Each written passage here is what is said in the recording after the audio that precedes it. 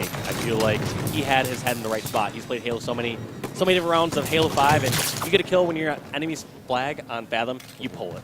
Yeah, I think if he had known 2 of his teammates had just died in that spot, he might not have pulled that flag, but they did die as soon as he was kind of grabbing it. You got to be really careful. That wasn't as massive of a mistake. Like, I can understand that mistake, especially in the gamer moment, even when there's a few kills going on, because you don't know. Maybe the opponents were at your base, and you're going to create a good stalemate potential in that case. So like I said, with our caster, God Vision here, we could say that was not the right play, but in general, I think with the information that Nemesis had in that situation, I think it was the right play. With my superpower of hindsight 2020, you can see obviously it didn't work out. You always got to be careful on Fathom too, because if you're no shields on their flag and no one's in their engine, there's always a chance they're going to spawn there. Same thing kind of like on Truth. If you're no shields carbine side and no one's in bubble, they could spawn literally directly behind you or above you to finish you off there. So it's one thing you always need to keep in mind. If you don't have enough teammates protecting you, that people could spawn very close to you on maps like Fathom. Yeah, it's just surprising because you think about how much surface there is on Fathom. That's the first cap, by the way, going in for Most Wanted. We're going to need to see Panda Gaming step this up soon if they want to keep this series going any longer, because their tournament life or their winner's bracket life is at stake at the moment.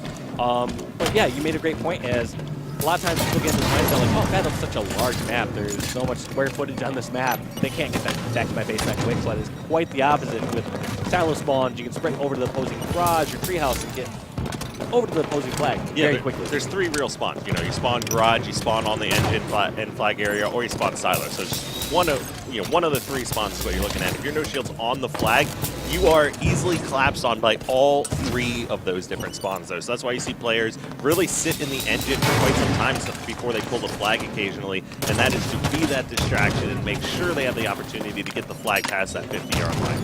Absolutely, yeah. In most cases, you get that flag past the 50-yard line, and your team has reinforcements quicker. It's just one of those games of math within Halo.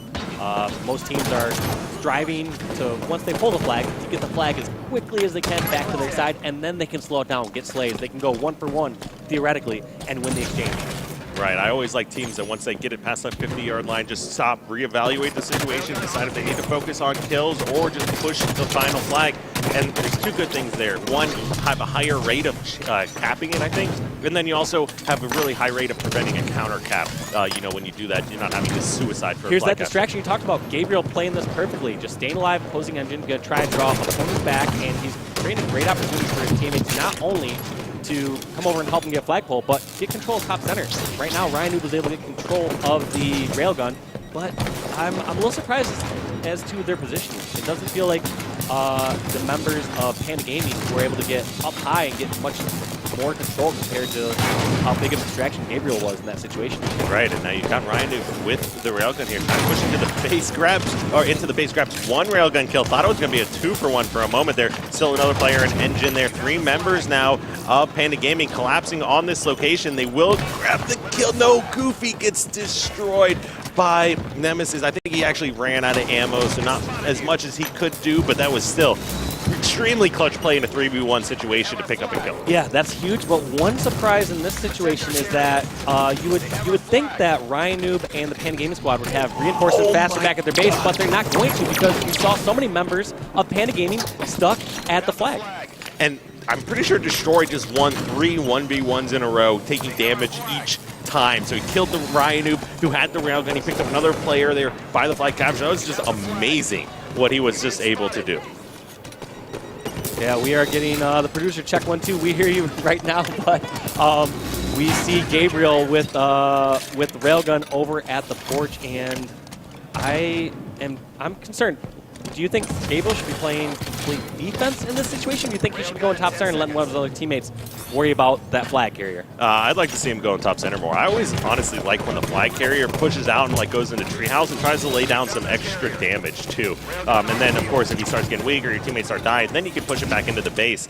But you know, a lot of cases where player can just sprint in from silo and get in and start a 1v1 on that flag carrier. And when you're trying to return a flag with only 3 people, it's just that much more difficult. So it's nice to have some added damage from a flag carrier.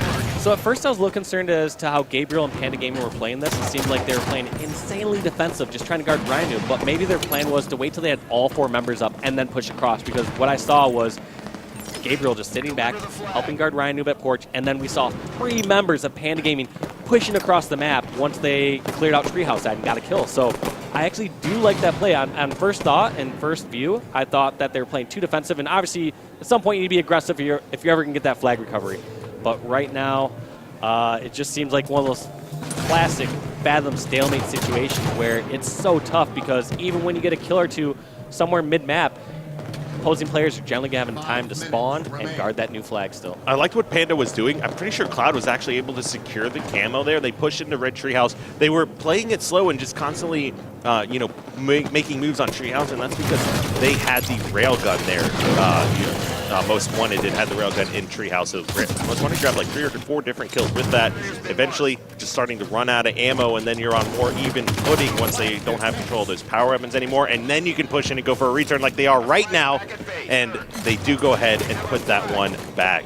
And one thing I want to point out is right as soon as that happened, Ryan was actually down in his courtyard. He was almost towards the dip, doing damage across the map. So Ryan, such a smart objective player. I did a bad job switching over the screen at that last moment, but I wanted to point out how he wasn't just static. He sitting back at his own base that whole time. They transitioned this into a double cap. That is amazing play from them. Like we said, they made Most Wanted use all of those railgun shots during the standoff, and now once they actually secured that kill, picked up enough kills at the exact same time that they're able to run a second flag. That's got to be heartbreaking here for this Most Wanted squad because they were doing such a good job just playing defense initially, and all of a sudden now they're losing this game.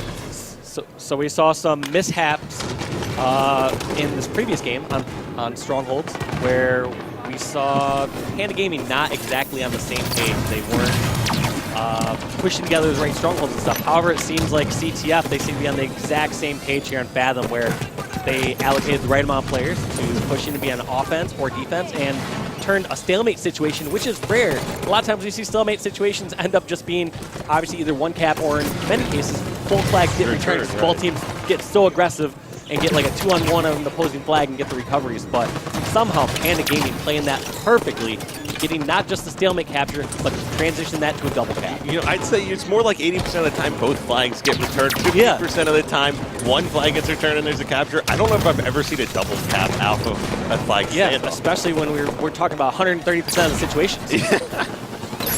All right, now you've got Cloud here on red elbow, trying to put some shots with the light rifle down. Does a great job, knocks that player out of Zoom, survives. He literally has no health and no shield. Not even sure how he lived through that one. There wasn't even a sliver bar there. But either way, still has this Treehouse on lockdown. Lots of ammo left in this light rifle, and he's got help from top center, so it's a good position to be in. The light rifle is the gun you want in Cloudy's hand. You just want to give him some space. We talked about that anchor. He's that bar back player who, if you give him this weapon, look at how much damage. He's got 2 great shots from that player and taking too much damage from the opposing torch, though. But Cloud, like I said, he's such a comfortable player when he does not have that pressure on him from players up close. He can just do so much damage long range. That's exactly what he's going to do, is just shoot this unsuspecting player, almost get the kill, and I assume he's going to go for this flag recovery. Yeah, they had 2 members dead there. The 3rd member in the base gets taken out. Last guy alive is flag carrier. The rest of Most Wanted is coming off spawn here on Silo. You got the new railgun up. Looks like somebody was just able to grab that Bohm X, who gets taken out here by Goofy. Cloud's going to drop by another player pushing up in the treehouse, and we're looking at another flag standoff. Yeah, and I just wanted to show Gabriel's POV where this is how Panda Gaming is playing the situations out. And oh my gosh, luckily he had, I believe, Cloud spawning there and be able to get that stop. Cloud actually leaving the flag, which I don't disagree with. It had such a long time before it actually respawns on its own. But I want to point out that Gabriel is pushing across the map, pushing towards dip, pushing towards courtyards when his team has the advantage. He's not afraid to push up with that flag because when your team has 1 or 2 members down, you're actually safer bringing that flag out and bringing it closer to your teammates. Yes, exactly. And then, of course, depending on where your teammates are, you can then try to move that flag. If all your teammates die and you still have a flag there, you know that your teammates are going to spawn on the opposite side of the map or in your own base. Then you can get a good flag toss. If the flag is in tree, you can throw it front blue and have it in a great position to have it difficult to return, from those tosses. And Cloud doing a great job positioning himself, trying to get that recovery.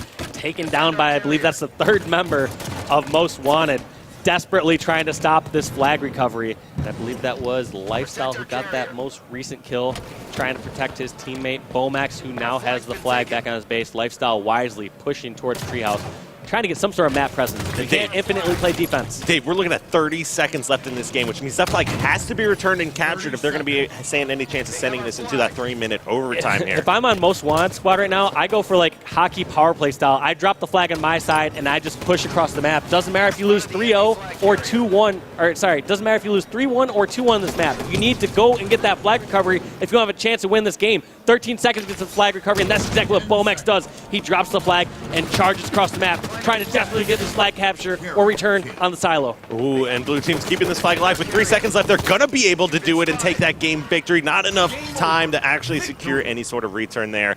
And there you have it as Panda Gaming comes out, takes the lead of this series 2-1. Look at some of these stats here. Gabriel doing some work with 23 kills coming out of his end. And then, of course, on the opposite side, you do have 22 kills out of Destroyed, which isn't really a surprise as he was doing work all game and winning all of his 1v1s that I saw. Absolutely. Yeah, that was so well played by Panda Gaming at the end there.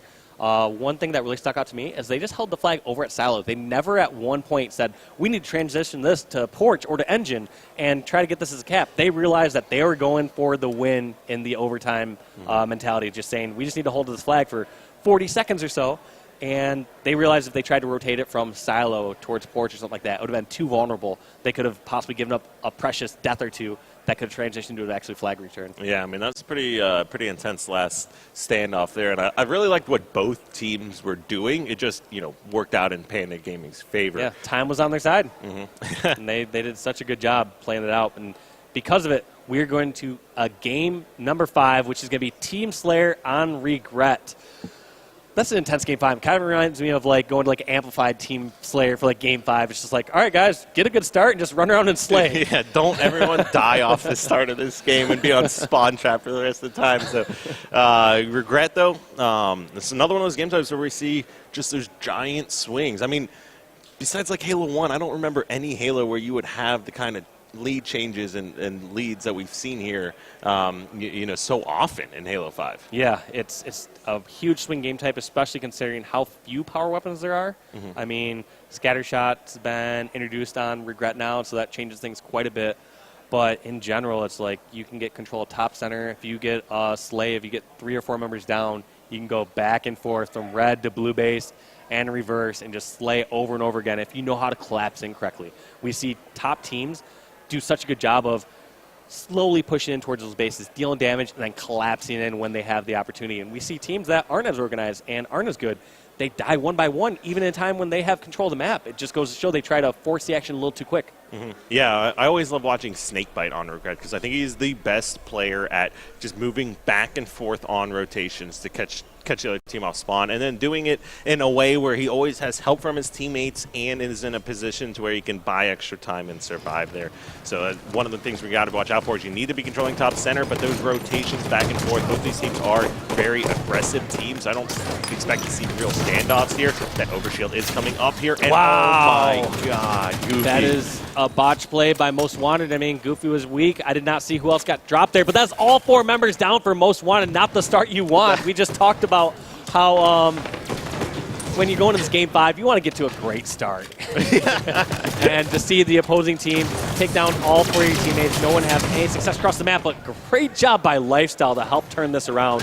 About the best situation you could ask for, running into an overshield guy and getting a trade. Yeah, that was almost unacceptable for Most Wanted. Going 4 down with the overshield, with the plasma caster, and then giving up 2 free kills almost instantly. Yeah, it should transition to more kills. They somehow lost their 4-kill lead during this time when they had 4 members down and an overshield. Am I missing something, or is Panda went all 4 down off the start, right? Or is it the other way around? No, Most Wanted went all 4 down off the start. Okay, yeah. And so what happened, though, after that is it was a 7-4 game, so meaning they had all 4 down. They had all the time in the world to get best positions. They had overshield, and they somehow still lost that next exchange. Yeah, that was pretty interesting. Goofy what didn't help out too much in that situation, considering he missed that jump to top center a couple times and then died to the plasma caster by the wrong centers. Of course, that would not have happened if he was, in fact, top center. Yep, exactly. And right now we see a couple members of Most Wanted just stuck in this blue base, trying to desperately find a way out. Their only redeeming factor is they have someone across the map. I believe that's Kyle, a.k.a. Nemesis, who is creating some distraction over near Red Carbine. He gets the double kill. Let's jump on Nemesis, who made this whole play possible. And look at this. After he gets that double kill, he's not set with just that. Gets the kill on Cloud and gets control of top center. Most Wanted needs to give this guy a raise because he just single-handedly brought them back in this situation. He had 3 of his teammates stuck at blue. He somehow snuck